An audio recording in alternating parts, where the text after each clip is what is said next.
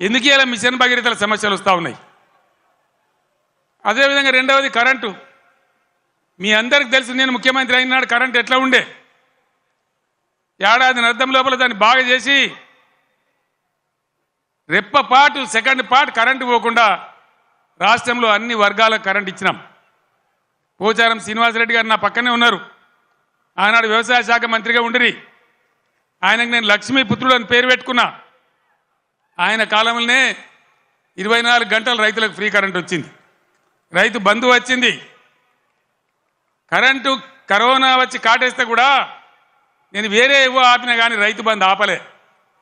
వ్యవసాయం జరగాలి, గ్రామాలు నిలబడాలి, రైతాంగం నిలబడాలని కరోనా వచ్చి బాధ పెట్టినా, ఖజానాల డబ్బులు లేకున్నా, అప్పో సప్పో చేసైనా సరే రైతు బంధు ఆపలే.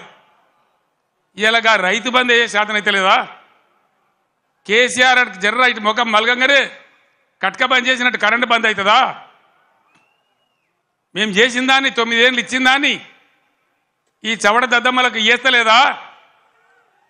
దయచేసి ప్రజలు ఆలోచించాలి. ఇలా మళ్ళీ మీరు కాంగ్రెస్కే ఓటేసినారు అనుకో, ఏమంటారు?